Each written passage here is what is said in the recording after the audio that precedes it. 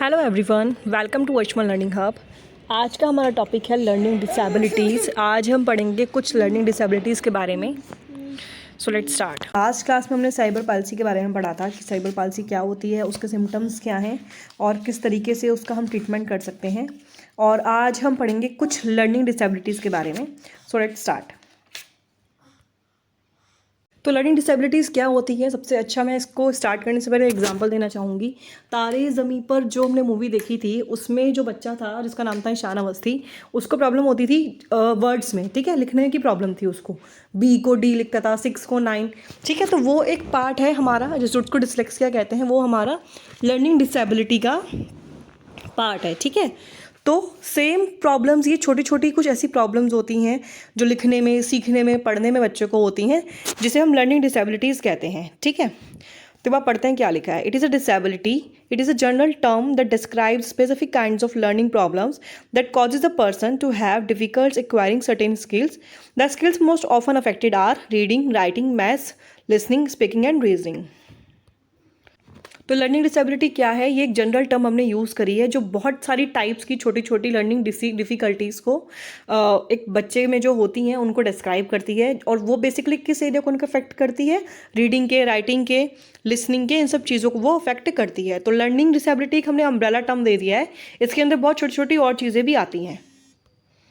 इसको हम mental retardation नहीं करेंगे, ठीक है, इसमें मेंटल रिटार्डेशन नहीं होता। ये ऐसी प्रॉब्लम्स होती हैं, ये ऐसी डिसेबिलिटीज़ होती हैं जो कॉन्टिन्यूस प्रैक्टिस के बाद छूट जाती है और बच्चा इसमें बिल्कुल नॉर्मल ही होता है। नॉर्मल बच्चे ही होते हैं जिनको ये प्रॉब्लम छोटी छोटी होती हैं जो कॉन्टिन्यूस प्रैक्टिस से ठीक हो सकती हैं।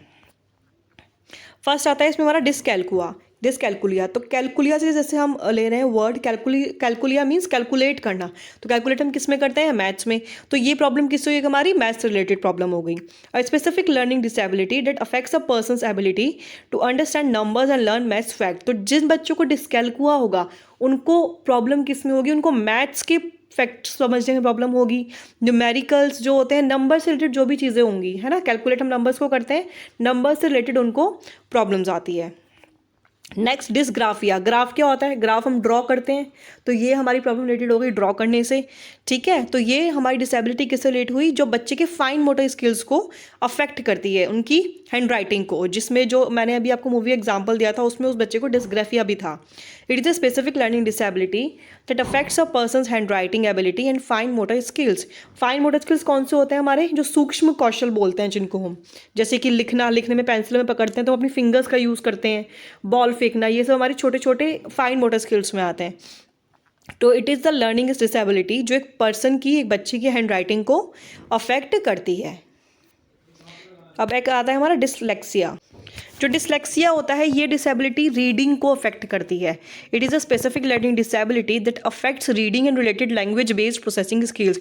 इसमें क्या होता है, बच्चा ना रीड नहीं कर पाता, उसको लैंग्वेज को, एक हमने पढ़ा था पहले, आप शायद आगे पढ़ेंगे कि एक हमारे दिमाग में ना, मतलब एक इमेजिनरी डिवाइस होता है, लैंग्वेज एक्वायरिंग डिवाइस बोलते हैं जिसको, जिससे थ्रू बच्चा लैंग्वेज को एक्वायर कर लेता है। तो जिन बच्चों में डिसलेक्सिया की प्रॉब्लम होगी उनको लैंग्वेज से रिलेटेड चीज़ों को एक्वायर करने में प्रॉब्लम होगी और दैट्स वाई उनको रीडिंग में भी प्रॉब्लम होती है। अब उसके साइंस देख लेते हैं। साइंस, जैसा कि आपको पता है, ये सिंपल चीज़ें हमने करी, डिसकैलकुआ, डिसग्राफिया और डिसलेक्सिया, यानी कि लिखने में, पढ़ने में और बोलने में प्रॉब्लम हो गई, ठीक है। तो उसकी वजह से क्या होगा, साइंस क्या होंगे लर्निंग डिसेबिलिटीज़ के, जो बच्चा सीखेगा तो सही पर थोड़ा सा उसको दिक्कतें होंगी सीखने में। फर्स्ट इसमें दे रखा है लेट स्पीच, स्पीच बोलना शुरू करेगा तो लेट स्टार्ट करेगा। प्रोनाउंसिएशन प्रॉब्लम, अब जब वो रीडिंग नहीं कर पाएगा ठीक से, उसको डिसलेक्सिया है, तो ऑब्वियसली बात है उसको प्रोनाउंस करने में भी प्रॉब्लम होगी। डिफिकल्टीज विद राइमिंग, जो राइमिंग वर्ड्स होते हैं जैसे कि हमारे B, D, cat, mat, bat, इन सब चीज़ों में उसको प्रॉब्लम्स होगी। Next, trouble learning numbers. जिन बच्चों को डिसकैलकुलिया होता है, उनको नंबर्स से रिलेटेड चीज़ों में प्रॉब्लम आती है, ठीक है। Days of the week count करने में, शेप्स में, कलर्स में, इन सब चीज़ों में प्रॉब्लम उनको आती है। Third point, difficulty learning and understanding left, right, up, down, before, after, first, last, yesterday, tomorrow. और ये कुछ चीज़ें जैसे कि लेफ्ट, राइट, अप, डाउन, इन सब चीज़ों को समझने में उनको बहुत ज़्यादा दिक्कतों का सामना करना पड़ता है। नेक्स्ट है extreme restlessness, lack of ability to concentrate, impulsive behaviour. और वो एक चीज़ पे कंसंट्रेट नहीं कर पाते, क्यों, क्योंकि उनको कुछ समझ में नहीं आता तो उनका ध्यान जल्दी इधर उधर भटक जाता है। फिफ्थ पॉइंट है डिफिकल्टीज इन फॉलोइंग डायरेक्शंस और लर्निंग रूटीन्स। जैसे कि लेफ्ट राइट में प्रॉब्लम होगी तो ऑब्वियस सी बात है उनको डायरेक्शन से रिलेटेड भी प्रॉब्लम होगी। awkwardness when running, jumping, skipping, may bump into objects, fall frequently. Next difficulties with buttoning, zipping, using scissors, catching और हिटिंग अ बॉल। अब जिनमें मोटर स्किल्स, हमारे फाइन मोटर स्किल्स अफेक्टेड होते हैं, तो उनको मैंने बताया ना फाइन मोटर स्किल्स में क्या होता है, हमारे जो सूक्ष्म कौशल होते हैं वो यूज़ होते हैं। तो जिनमें ये प्रॉब्लम है उनको बटन लगाने में, अपनी शर्ट के जिप में, सीजर्स को यूज़ करने में, कैच करने में और बॉल को हिट करने में भी प्रॉब्लम होती है। ये हमारे साइंस एंड लर्निंग डिसेबिलिटीज़ के। नेक्स्ट इसके कॉजेज़ क्या होते हैं। ये कोई इतनी बड़ी कोई ऐसी बीमारी नहीं होती जिसका कोई सॉल्यूशन ना निकले। ये छोटी मोटी थेरेपीज और प्रैक्टिस के थ्रू आसानी से दूर करी जा सकती है और ये नॉर्मली बहुत सारे बच्चों में देखने में मिलती है, बचपन में तो स्पेशली। और फर्स्ट इसका कॉज होता है हेरिडिटी।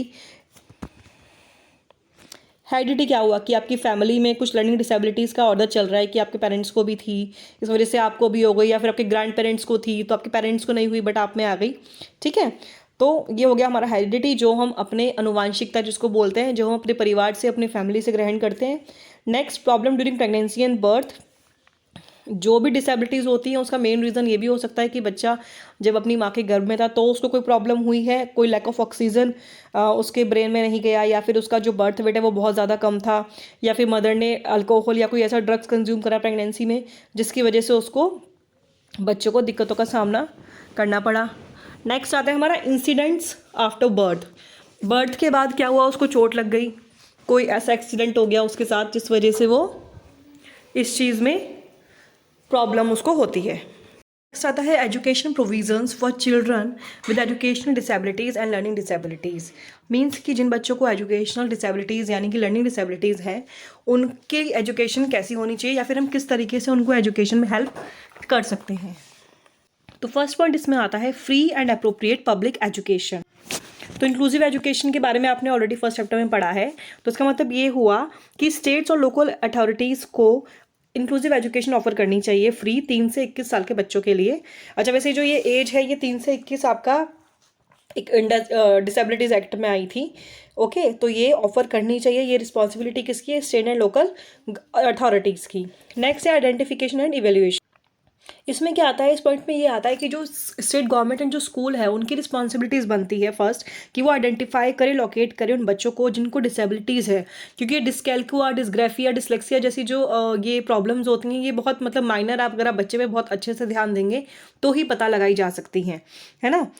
अदरवाइज आपको क्या करना है, उसके बाद उनके डिसेबिलिटी के विद बिना उनको ऐसे मतलब कि फॉर एग्जांपल डिसेबिलिटी अगर बहुत ज़्यादा है, ठीक है, तो केस अलग है, बट अगर उनकी नॉर्मल डिसेबिलिटीज़ हैं कि वो इंक्लूसिव एजुकेशन आपका गेन कर सकते हैं तो उनको उसमें हेल्प करनी चाहिए। साथ ही साथ उनको क्या स्पेशल सर्विस और स्पेशल इक्विपमेंट्स चाहिए होंगे, इसके बारे में भी ये रिस्पॉन्सिबिलिटी स्कूल और स्टेट्स की आती है कि उनको ध्यान रखना चाहिए। इसमें क्या होता है, इस रिक्वायरमेंट को हम बोलते हैं as child find. Child find का मतलब है कि हमें फाइंड करना है, लोकेट करना है कि सारे बच्चों में से किसको क्या डिसेबिलिटीज़ है या नहीं है। और एक प्रिंसिपल होता है जिसको हम कहते हैं zero reject. Zero reject principle का मतलब क्या है कि कोई भी बच्चा, no child can be denied an education. कोई भी बच्चा एजुकेशन को लेके उसको कोई भी स्कूल या अथॉरिटी कोई भी डिनाई नहीं कर सकती। ये हर बच्चे का राइट है। अब नेक्स्ट आता है इसमें इंडिविजुअलाइज्ड एजुकेशन प्रोग्राम। अब इसके नाम से ही पता चल रहा है कि इंडिविजुअल को ध्यान में रखते हुए हमें एजुकेशन प्रोग्राम बनाना है। जो भी बच्चा जिसको भी डिसेबिलिटीज़ है, ठीक है, उसको एक इंडिविजुअलाइज्ड एजुकेशन प्रोग्राम मिलना चाहिए जो उसकी स्पेसिफिक एजुकेशनल और सर्विस नीड्स को पूरा करे। और साथ ही साथ पेरेंट्स का भी पार्टिसिपेशन इसमें आएगा कि वो उसकी फैमिली को भी इंक्लूड करें कि बच्चे को किस तरीके से घर पे ट्रीट करना है या फिर क्या क्या बच्चे को और सहायता चाहिए होगी। इंडिविजुअलाइज्ड फैमिली सर्विस प्लान्स भी जो होते हैं ना, ये हमारे टॉडलर्स और इन्फेंट्स के लिए यूज़ करे जाते हैं। अब नेक्स्ट पॉइंट आता है लीस्ट रेस्ट्रिक्टिव एनवायरनमेंट। इसमें यह है कि जो बच्चे जिसको डिसेबिलिटीज़ है उनको उन्हीं बच्चों के साथ पढ़ाना चाहिए जिनको कोई डिसेबिलिटीज़ नहीं है, जहाँ तक पॉसिबल हो, ताकि बच्चे जो हैं वो अपने आप को अलग फील ना करें। रेस्ट्रिक्टिव एनवायरनमेंट में उनको नहीं रखना चाहिए। नेक्स्ट है ड्यू प्रोसेस सेफगार्ड्स। इसका मतलब क्या हुआ, इसका मतलब ये है कि जो कुछ राइट्स होते हैं जो स्पेशल बच्चों को मिलते हैं गवर्नमेंट के थ्रू, इसके स्कूल के और लोकल अथॉरिटीज़ की रिस्पॉन्सिबिलिटी होती है कि पेरेंट्स को उसके बारे में बताएं। फॉर एग्जांपल इसके अंदर आएगा पर राइट टू मेडिएशन, को क्या क्या मेडिएशन मिलनी चाहिए और क्या क्या इन्वेस्टिगेशन होनी चाहिए और ड्यू प्रोसेस हियरिंग, ये सारा का सारा हमारा आता है ड्यू प्रोसेस सेफगार्ड्स में, ताकि जो बच्चे हैं और उनके पेरेंट्स हैं, कुछ को तो पता ही नहीं होता कि क्या क्या उनको फैसिलिटीज़ गवर्नमेंट की तरफ से मिल सकती हैं जो उनके बच्चे की लाइफ को बहुत ईजी कर सकती है। तो ये भी स्कूल और लोकल अथॉरिटीज़ की रिस्पॉन्सिबिलिटी होगी। नेक्स्ट आता है parent and student participation and share decision making. School को क्या करना चाहिए, पेरेंट्स के साथ कोलैबोरेट ज़रूर करना चाहिए, ठीक है। और साथ ही साथ जो बच्चे हैं जिनको डिसेबिलिटीज़ है उनके साथ बैठ के एक ऐसा प्रोग्राम बनाना चाहिए जो उनकी एजुकेशनल नीड्स को पूरा कर सके। ओके, साथ ही साथ पेरेंट्स की जो विशेज़ हैं उनको भी आईईपी, इंडिविजुअल एजुकेशन प्रोग्राम के जो गोल्स एंड ऑब्जेक्टिव्स हैं उसके थ्रू पूरा करना चाहिए। अब ये टॉपिक हमारा यहीं पे ख़त्म होता है। इसमें हमने क्या पढ़ा, इसमें लर्निंग डिसेबिलिटीज़ के पढ़ा। लर्निंग डिसेबिलिटीज़ से अम्ब्रेला टर्म है जिसके अंदर हमारी डिस्कैल्कुआ, डिस्ग्राफिया, आपका डिसलेक्सिया, ये सारी चीज़ें आती हैं जो बच्चे को पढ़ने में, कुछ स्किल्स एक्वायर करने में उनको बाधा आपको क्रिएट करती है। तो इसमें डिफरेंट हमारे तरीके होते हैं उसके साथ डील करने के, जिस वजह से हम बच्चों की हेल्प करे जाते हैं एजुकेशन में, वो हमने इसमें पढ़े। तो बहुत ही इजी टॉपिक है, इसमें ऐसा कुछ स्पेशल नहीं है। तो अगर आपको वीडियो पसंद आए तो प्लीज़ चैनल को सब्सक्राइब ज़रूर करें एंड वीडियो को अपने फ्रेंड के साथ भी शेयर करें। This is Mansi Sharma signing off. Thank you so much.